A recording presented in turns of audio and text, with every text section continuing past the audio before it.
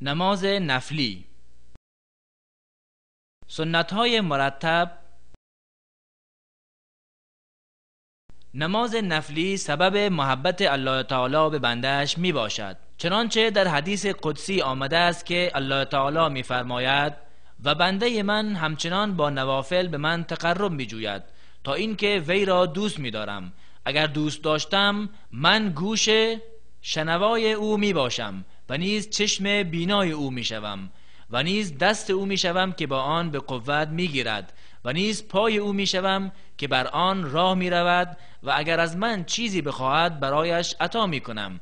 و اگر طلب پناه کند به وی پناه می دهم. همچنین نماز نفلی کمبود فرائض را جبران می کند، چنان که نبی اکرم صلی الله علیه و سلم فرمودند نخستین چیزی که در روز قیامت مردم از اعمالشان مورد محاسبه قرار می گیرند نماز است. پروردگار ما عزوجل به فرشتگانش در حالی که او داناتر است می‌فرماید به نماز بنده ام بنگرید آیا کامل کرده و یا کمبود دارد؟ اگر کامل خوانده باشد برایش کامل نوشته می شود و اگر چیزی از آن ناقص بود می‌فرماید ببینید آیا بنده ام نفلی خوانده است؟ اگر نفلی وجود داشت می‌فرماید حساب فرض را از نفل وی تمام کنید، پس به همین منوال اعمال بازخواست می شود. ادای نماز نفلی در خانه بهتر است از مسجد، مگر اینکه در آن جماعت مشروع باشد، مانند نماز تراویح در رمضان، زیرا که نبی اکرم صلی الله علیه و سلم فرمودند بهترین نماز مرد آن است که در خانه اش بخواند مگر نماز فرض. و نمازهای نفلی انواع متعددی دارد که مهمترین آنها سنت‌های مرتبی است که به نمازهای فرضی وابسته است، چنانچه 2 رکعت قبل از نماز فجر و 4 رکعت قبل از نماز ظهر و 2 رکعت بعد از آن و 2 رکعت بعد از نماز مغرب و 2 رکعت بعد از عشا. از مهمترین سنت‌های رواتب سنت فجر است و سنت آن است که بدون اخلال به واجباتش تخفیف نماید، چنانچه از عایشه رضی الله عنها روایت شده که گفت آن حضرت صلی الله علیه و سلم 2 رکعت قبل از نماز صبح را بسیار خفیف می‌خواندند، به گونه ای که می‌گفتم آیا ام الکتاب یعنی سوره فاتحه را خوانده اند؟ همانطوری که قضای آن نیز جواز دارد، به دلیل فرموده آن حضرت صلی الله علیه و سلم که فرمودند کسی که 2 رکعت فجر را نخوانده باید بعد از طلوع خورشید آن را بخواند.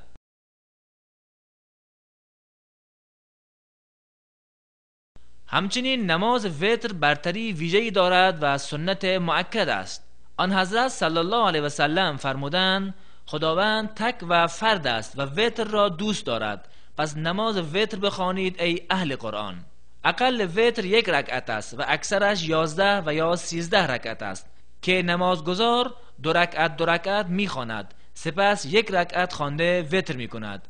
و کمترین آن 3 رکعت است. در رکعت اول سوره اعلا و در رکعت دوم سوره کافرون و در رکعت سوم سوره الاخلاص را میخواند، همانطوری که از رسول الله صلی الله علیه و سلم روایت شده. وقت نماز وتر بعد از نماز عشا آغاز و تا طلوع فجر ادامه دارد. ادای وتر در ثلث اخیر شب افضلیت دارد، به دلیل فرموده نبی اکرم صلی الله علیه و سلم که فرمودند نماز آخر شب مشهود است. در رکعت اخیر وتر دعا مشروع گردیده، قبل از رکوع و یا بعد از بلند شدن از رکوع دستان خود را بلند کرده دعای وارده در این زمینه را میخواند که از آن جمله است اللهم اهدنی فی من هدیت و عافنی فی من عافیت و تولنی فی من تولیت و بارک لی فی ما اعطیت و قنی شر ما قضیت فإنك تقضي ولا يقضى عليك إنه لا يذل من واليت ولا يعز من عاديت تباركت ربنا وتعاليت. مسح کردن روی با دستان بعد از دعا نه در وتر و نه در غیر وتر مشروع نمی باشد، زیرا که از نبی اکرم صلی الله علیه و سلم در این مورد حدیث صحیحی نیامده است و سنت این است که بعد از نماز وتر بگوید سبحان الملك القدوس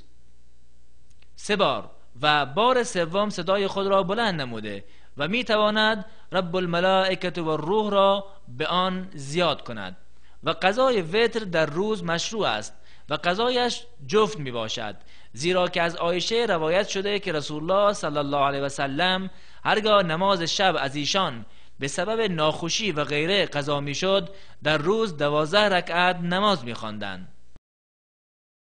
نماز تراویح.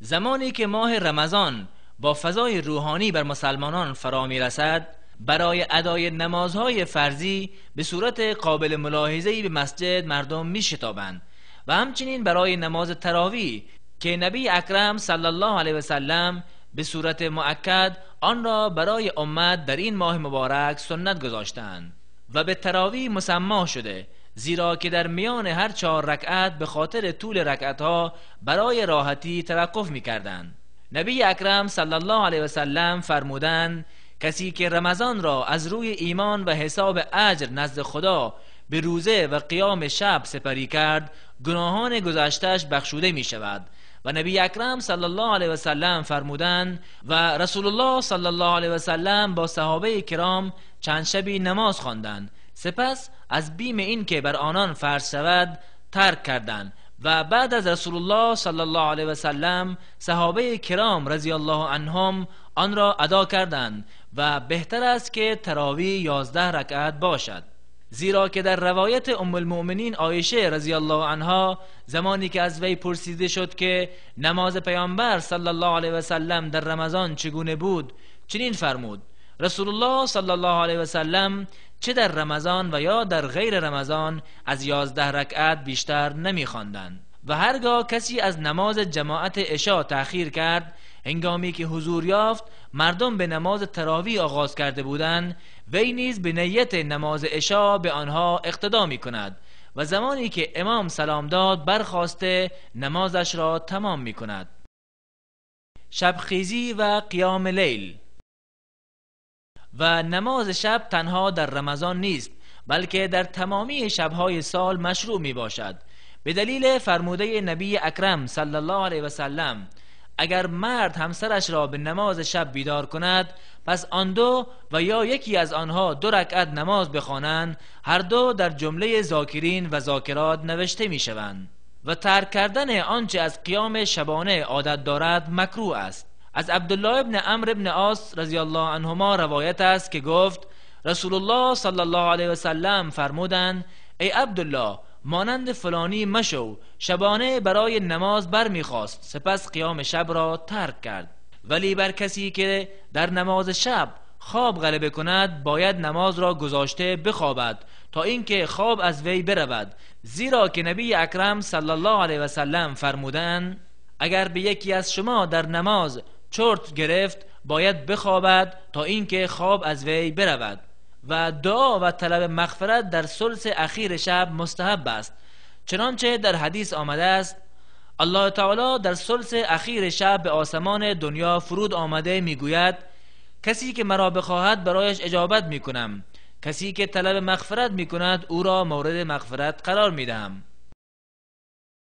نماز ضحی. الله عزوجل برای بعضی اوقات روز عبادتهای معینی را مقرر داشته است که از آن جمله وقت ضحی است که از طلوع خورشید بلند شدن به اندازه 1 نیزه آغاز می شود. این مقدار از ارتفاع خورشید در حدود 1/3 حصه 1 ساعت می باشد و تا اندکی پیش از زوال خورشید ادامه دارد و این همان وقتی است که الله تعالی در حدیث قدسی می فرماید: ای فرزند آدم، برای من در اول روز 4 رکعت نماز بخوان، تو را در آخر آن کفایت می کنم. و جواز دارد که نماز ضحی را 2 رکعت و یا 4 و یا 6 و یا 8 رکعت بخواند، زیرا که نبی اکرم صلی الله علیه و سلم چنین کردند و صحیح آن است که هر 2 رکعت را با سلام جداگانه ادا کند. نماز تحیه مسجد. کتاب‌های سیرت تأکید می‌کند که نبی اکرم صلی الله علیه و سلم پس از هجرت به مدینه منوره اولین چیز مهم را که انجام داده‌اند بنای مسجد بود، زیرا در جامعه اسلامی مسجد نقش مهمی دارد. از آنجایی که مساجد در دلهای مسلمانان مقام مهمی دارد، نبی اکرم صلی الله علیه و سلم نماز ویژه‌ای را برایش سنت گذاشته. فرمودند: اگر یکی از شما به مسجد داخل شد باید قبل از نشستن 2 رکعت نماز بخواند و سنت راتبه و یا نمازهای فرضی از آن کفایت می کند. پس کسی که داخل مسجد شد برای ادای نماز ظهر، پس سنت ظهر را خواند، از نماز تحیه مسجد نیز کفایت می کند و بر وی تحیه مسجد نمی باشد. نماز استخاره.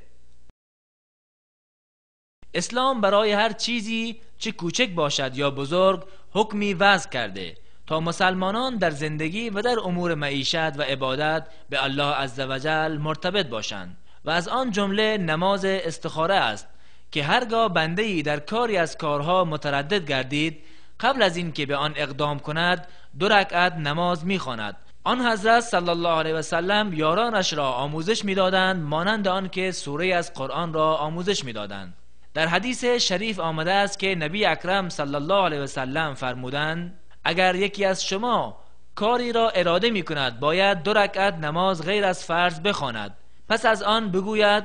اللهم انی استخیرک بعلمک و استقدرک بقدرتک و اسألک من فضلک العظیم فانک تقدر ولا اقدر و تعلم ولا اعلم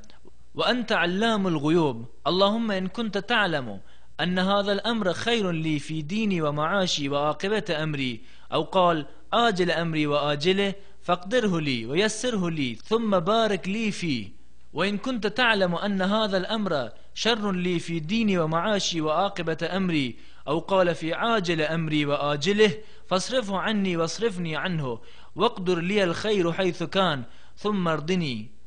و حاجت خودش را نیز نام میبرد و تکرار استخاره باکی ندارد و شرط نیست که استخاره کننده خوابی ببیند که در مورد کاری که استخاره کرده بیان شود، بلکه در کاری که مورد نظرش می باشد اقدام نموده به پیش می رود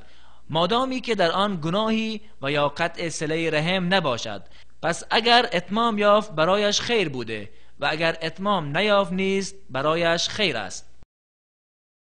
2 رکعت بعد از وضو گرفتن. از نمازهایی که نبی اکرم صلی الله علیه و سلم آن را سنت گذاشتند یکی 2 رکعت بعد از وضو می باشد، زیرا که آن حضرت صلی الله علیه و سلم به بلال فرمودند ای بلال به من بگو از کاری که در اسلام کردی، زیرا که من صدای کفش‌های تو را در پیش رویم در بهشت شنیدم. گفت من کاری نکردم که نزدم امیدوار کننده باشد، تنها هرگاهی که وضو می گرفتم چه در روز بود یا شب هر چند رکعتی که می توانستم با آن وضو نماز می خواندم. سنت مطلق. و برای مسلمانان سنت است که در هر وقت مگر در اوقاتی که نماز خواندن در آن منع شده است نماز سنت بخوانند. اوقات نهی از نماز خواندن از این قرار است: 1. پس از نماز صبح تا بعد از طلوع خورشید و بلند شدنش به اندازه 1 نیزه که به طور عادی تقریباً ثلث 1 ساعت می شود. 2. از هنگامی که خورشید در وسط آسمان باشد تا اینکه میلان پیدا کند. و 3. از نماز عصر تا اینکه خورشید غروب کند. و این اوقات را حدیث عقبه ابن عامر گرد آورده، گفته 3 ساعتی است که رسول الله صلی الله علیه و سلم از نماز خواندن و گور کردن مردگان ما در آنها منع کردند: هنگام طلوع خورشید تا اینکه بلند شود و هنگام ظهر تا اینکه خورشید اندکی از آن حالت میلان کند و هنگامی که خورشید به غروب نزدیک شود تا اینکه کاملا غروب نماید.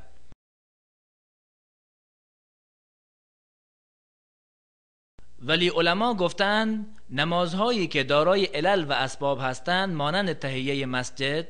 و نماز جنازه و امثال آنها را میتوان در اوقات نهی از نماز نیز ادا کرد.